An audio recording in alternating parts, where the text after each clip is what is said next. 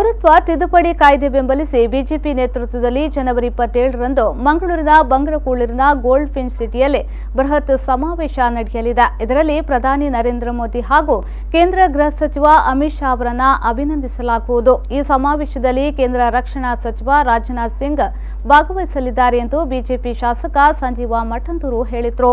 ಈ ಕುರಿತು ಮಂಗಳೂರಿನಲ್ಲಿ ಮಾತನಾಡಿದ ಅವರು, ಈ ಸಮಾವೇಶದಲ್ಲಿ ಬಿಜೆಪಿ ರಾಜ್ಯಾಧ್ಯಕ್ಷ ನಳಿನ್ ಕುಮಾರ್ ಕಟೀಲ್, ಜಿಲ್ಲಾ ಉಸ್ತುವಾರಿ ಸಚಿವರಾದ ಕೋಟಾ ಶ್ರೀನಿವಾಸ್ ಪೂಜಾರಿ, ಉಡುಪಿ ಸಂಸದೆ ಶೋಭಾ ಕರಂದ್ಲಾಜೆ, ಅವಿಭಜಿತ ದಕ್ಷಿಣ ಕನ್ನಡ ಜಿಲ್ಲೆಯ 12 ಮಂದಿ ಶಾಸಕರು, ಸ್ಥಳೀಯಾಡಳಿತ ಬಿಜೆಪಿಯ ಸದಸ್ಯರು, ದಕ್ಷಿಣ ಕನ್ನಡ ಜಿಲ್ಲೆಯ 1861 ಹಾಗೂ ಉಡುಪಿ ಜಿಲ್ಲೆಯ 1000 ಬೂತ್ಗಳಿಂದ ಕಾರ್ಯಕರ್ತರು ಆಗಮಿಸಲಿದ್ದಾರೆ.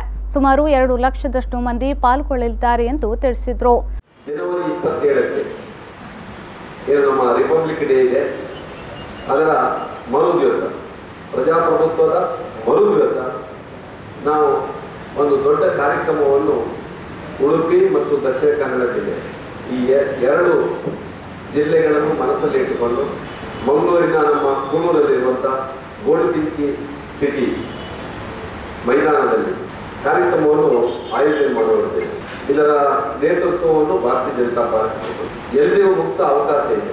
ಪ್ರಧಾನಮಂತ್ರಿ ಮತ್ತು ಗೃಹ ಸಚಿವರಾದ ಅಮಿತ್ ಶಾ ಇವರಿಗೆ ದಕ್ಷಿಣ ಕನ್ನಡ ಉಡುಪಿ ಜಿಲ್ಲೆಯ ನಮ್ಮ ಕರಾವಳಿ ಭಾಗದ ನಮ್ಮ ಜನರು ಅಭಿನಂದನೆಯನ್ನು ಸಲ್ಲಿಸುವಂಥದ್ದು ಕೂಡ ನಮ್ಮ ಕರ್ತವ್ಯ ಅಂತ ಹೇಳಿ ಆ ಕಾರ್ಯಕ್ರಮವನ್ನು ಆಯೋಜನೆ ಮಾಡ್ತಾ ಇದ್ದೇವೆ. ರಾಜನಾಥ್ ಸಿಂಗ್ ನಮ್ಮ ಡಿಫೆನ್ಸ್ ಮಿನಿಸ್ಟರ್, ರಕ್ಷಣಾ ಸಚಿವರ ಆ ಒಂದು ಮಾತಿನೊಂದಿಗೆ ಅವರ ಆ ಒಂದು ಭಾಗವಹಿಸುವಿಕೆ ಮತ್ತು ಮುಖ್ಯ ಅತಿಥಿಗಳಾಗಿ ಆ ಕಾರ್ಯಕ್ರಮದಲ್ಲಿ ಭಾಗವಹಿಸಿ ಮಾಹಿತಿ ಕೊಡುವಂಥ ಕೆಲಸ ಆ ಕಾರ್ಯಕ್ರಮದಲ್ಲಿ ಮಾಡಲಿದೆ. ಮಂಗಳೂರು ಮಹಾನಗರ ಪಾಲಿಕೆಯಲ್ಲಿ ಚುನಾಯಿತ ಸದಸ್ಯರ ಆಡಳಿತ ಶೀಘ್ರವೇ ಅಸ್ತಿತ್ವಕ್ಕೆ ಬರಲಿದೆ. ಸರ್ಕಾರ ಪ್ರಕಟಿಸಿದ 21ನೇ ಮೀಸಲಾತಿ ಕುರಿತಂತೆ ಅಧಿಕಾರಿ ಮಟ್ಟದಲ್ಲಿ ಪರಿಶೀಲನೆ ನಡೆಯುತ್ತಿದೆ ಎಂದು ಸ್ಪಷ್ಟಪಡಿಸಿದರು. ಹಿಂದಿನ ಸರ್ಕಾರ ಹೊರಡಿಸಿದ 21ನೇ ಅವಧಿಯ ಮೀಸಲಾತಿಯೇ ಅಥವಾ ಈಗಿನ ಸರ್ಕಾರ ಪ್ರಕಟಿಸಿದ 22ನೇ ಅವಧಿಯ ಮೀಸಲಾತಿ ಎಂಬ ಬಗ್ಗೆ ಕಾನೂನು ತಜ್ಞರಿಂದ ಅಭಿಪ್ರಾಯ ಪಡೆಯಲಾಗುತ್ತಿದೆ. ಆದಷ್ಟು ಶೀಘ್ರ ಪಾಲಿಕೆಯಲ್ಲಿ ಆಡಳಿತ ಅಸ್ತಿತ್ವ ಕಾಣಲಿದೆ ಎಂದರು.